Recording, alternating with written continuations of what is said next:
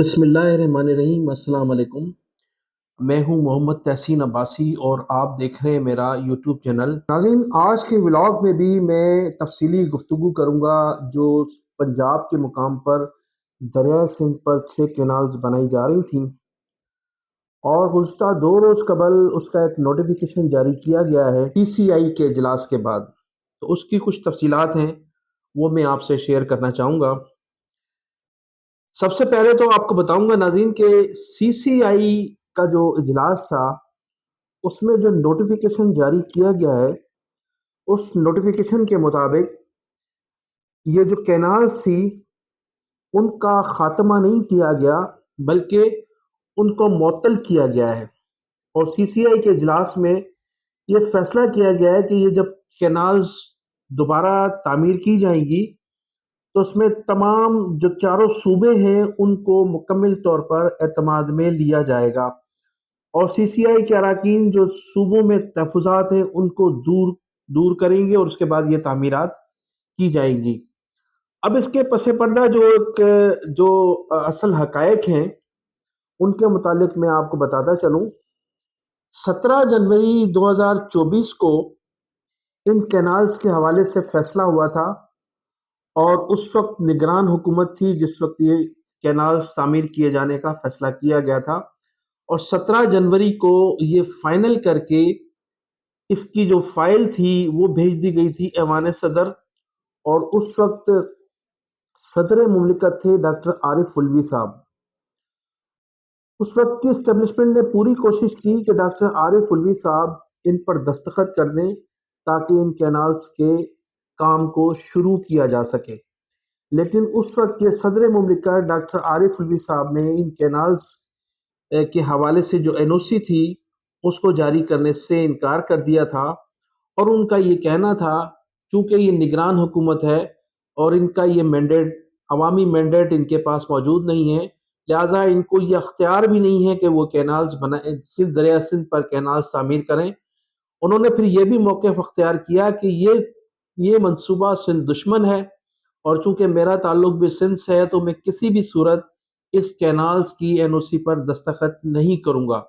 لہٰذا اس وقت یہ فیصلہ کیا گیا، اور پھر اس فیصلے کے بعد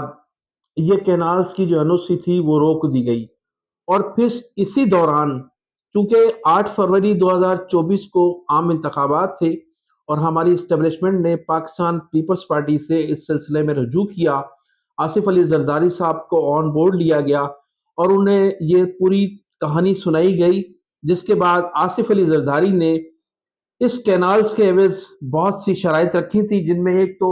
سندھ میں ان کو حکومت دینی تھی، اس کے علاوہ بلوچستان میں بھی ان کی حکومت قائم کروانی تھی،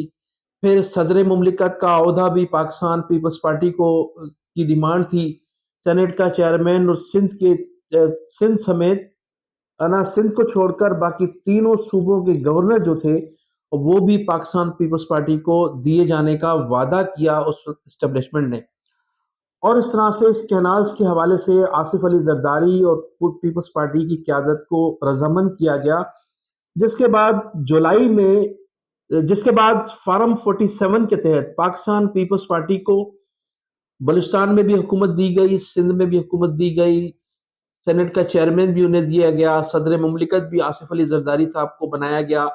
سندھ کو چھوڑ کر 3 جو صوبے تھے ان کے گورنرز بھی ان کو دیے گئے، ٹرانسفر پوسٹنگ بھی ان کی مرضی سے کی گئی، اہم نوعیت کے سیکرٹریز لیول کے لوگ تھے وہ بھی تعینات کیے گئے، اور اس طرح سے ان کو ایک بہت بڑا شیئر حکومت میں دیا گیا، جس کے بعد جولائی 2025 میں ایک اہم اجلاس ہوا ایوان صدر میں، اور 2024 میں ایک اہم اجلاس ہوتا ہے ایوان صدر میں، اور ایوان صدر میں اس اجلاس میں یہ CCI کے حوالے سے ایک اجلاس منعقد ہوتا ہے، اور اس اجلاس میں یہ NOC کے معاملات کو رکھا جاتا ہے، اور پھر اس NOC جو کینالز کے حوالے سے میٹنگ بلائی گئی تھی اس میں نہ صرف NOC حاصل کی جاتی ہے صدر مملکت سے، بلکہ سید مراد علی شاہ صاحب کو بھی اس میں آن بورڈ لیا جاتا ہے اور ان سے بھی دستخط کرائے جاتے ہیں، اور پھر سندھ حکومت ایک لیٹر بھی جاری کرتی ہے جس میں یہ تحریر کیا جاتا ہے کہ چونکہ سندھ میں پانی وافر مقدار میں موجود ہے، لہٰذا اگر یہ کینالز بنائی گئیں تو سندھ حکومت کو کوئی اعتراض نہیں ہوگا۔ مکمل طور پر پاکستان پیپلز پارٹی ان کینالز کی تعمیر میں جو ہے وہ رضامندی ظاہر کرتی ہے، جس کے بعد یہ کام شروع ہو جاتا ہے۔ اب چونکہ پورا سندھ سراپا احتجاج تھا اور سندھ کے ہر گلی کوچے میں ان کینالز کی مخالفت ہو رہی تھی، اور پھر پاکستان پیپلز پارٹی کو اپنی سیاسی ساکھ بچانا مشکل ہو گئی تھی، اور وہ سمجھ رہے تھے کہ یہ کینالز کا معاملہ سوشل میڈیا کے ذریعے لوگوں کے گھروں تک پہنچ چکا ہے، اور لوگ جو ہے وہ جوک در جوک ان دھرنوں میں شامل ہو رہے، تو پھر انہوں نے اس کے خلاف ایکشن لیا۔ قومی اسمبلی کے جو مشترکہ اجلاس تھا، اس میں آصف علی زرداری صاحب نے بھی اپنے تحفظات کا اظہار کیا۔ سندھ اسمبلی میں بھی اس کے خلاف قرارداد منظور کی گئی، اور پھر ڈرامائی انداز میں پاکستان پیپلز پارٹی نے مختلف جلسے بھی منعقد کیے ان کینالز کے حوالے سے۔ اور پھر جب یہ نوٹیفیکیشن پھر پوری کوشش کی گئی کہ جو دھرنے دیے جا رہے تھے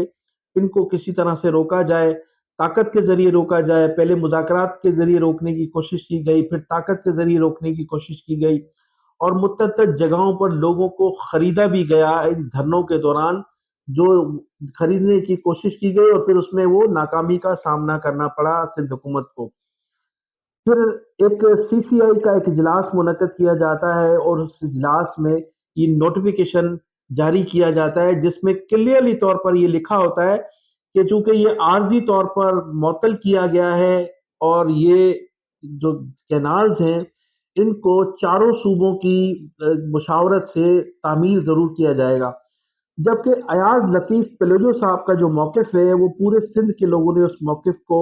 سراہا ہے، اور اس موقف کے پورا سندھ اس موقف کے پیچھے کھڑی ہوئی ہے، سندھ کی پوری قوم۔ ایاز لطیف پلوجو صاحب کا کہنا تھا، اور ابھی بھی وہ مختلف فورم پر یہ کہتے چلے آئے ہیں، کہ کینالز کی تعمیر مکمل طور پر بند ہونی چاہیے۔ جو نوٹیفیکیشن ہے اس نوٹیفیکیشن میں نہ صرف کینالز کی بندش ہو، بلکہ یہ بھی لکھا جائے کہ آئندہ بھی مستقبل میں بھی ان کینالز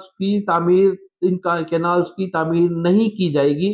لیکن یہ جو نوٹیفیکیشن تھا، جس نوٹیفیکیشن کے ذریعے دھرنے ختم کرائے گئے ہیں، اس نوٹیفیکیشن میں یہ شک بھی موجود نہیں ہے۔ ناظرین، آپ کو یہ بھی بتاتا چلوں کہ بانی متحدہ الطاف حسین صاحب نے اس کینالز کے حوالے سے جو تفصیلات بیان کی تھیں اپنی 1.5 گھنٹے کی پریس کانفرنس میں، اس میں انہوں نے 1971 کے بعد جب پاکستان پیپلز پارٹی کو پہلی مرتبہ اقتدار ملا تھا، اور اس اقتدار کے بعد جو پہلا معاہدہ ہوا تھا چشمہ جہلم لنک کینال کے حوالے سے، اس میں بانی متحدہ الطاف حسین نے تمام تفصیلات سے آگاہ کیا تھا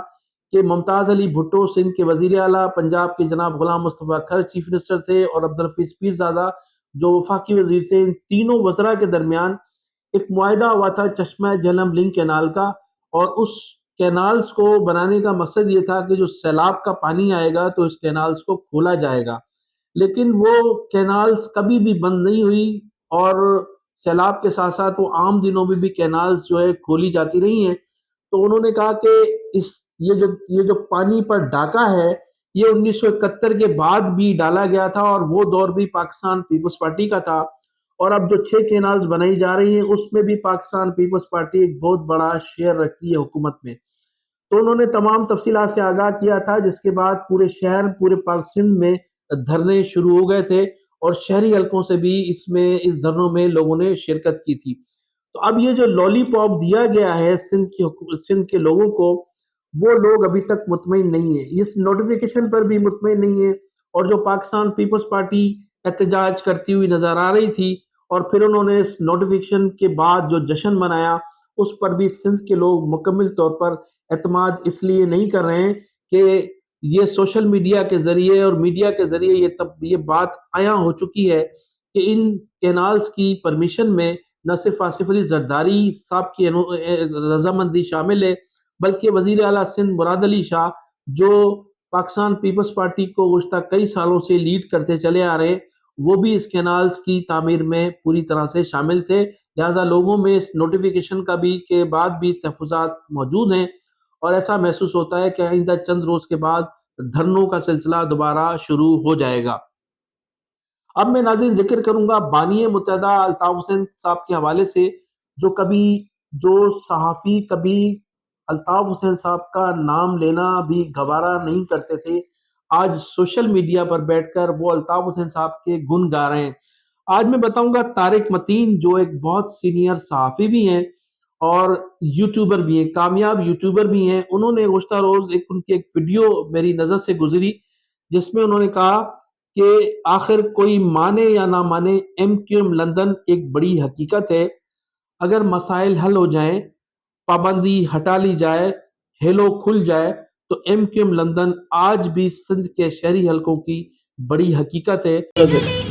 اور ایک کراچی میں کوئی انکار کرے، اقرار کرے، مانے نہ مانے، کراچی میں ایک بہت بڑی حقیقت ہے اب بھی M Q M London, Altaf Hussain صاحب کا گروپ۔ اس کے علاوہ بھی کراچی میں بڑی زمینی حقیقتیں ہیں، لیکن ایم کیو ایم کی اگر بات کر رہے ہیں تو ایم کیو ایم لندن ایک بڑی حقیقت ہے۔ بلکہ میں یہ بھی کہوں گا کہ اگر مسائل ختم ہو جائیں، پرابلمز ختم ہو جائیں، اجازت دے دی جائے، تو M Q M London Karachi کی سب سے بڑی حقیقت ہے۔ کراچی کی سب سے بڑی حقیقت ایم کیو ایم لندن ہے۔ ہیلو کھل جائے تو سب سے بڑی حقیقت۔ اور الطاف حسین کا مینڈیٹ آج بھی موجود ہے، تو الطاف حسین صاحب کی مقبولیت میں روز بروز اضافہ ہوتا جا رہا ہے، اور اب یہ وہ مخالفین بھی تسلیم کر رہے ہیں جو کسی زمانے میں الطاف حسین کا نام لینا بھی گوارا نہیں کرتے تھے۔ تو ناظرین، میں انہی الفاظ کے ساتھ آپ سے اجازت چاہوں گا کہ آپ میرے چینل کو سبسکرائب بھی کیجئے گا، کمنٹ سیکشن میں اپنی قیمتی رائے کا اظہار بھی ضرور کیجئے گا۔ پاکستان زندہ باد، پاکستان پائندہ باد۔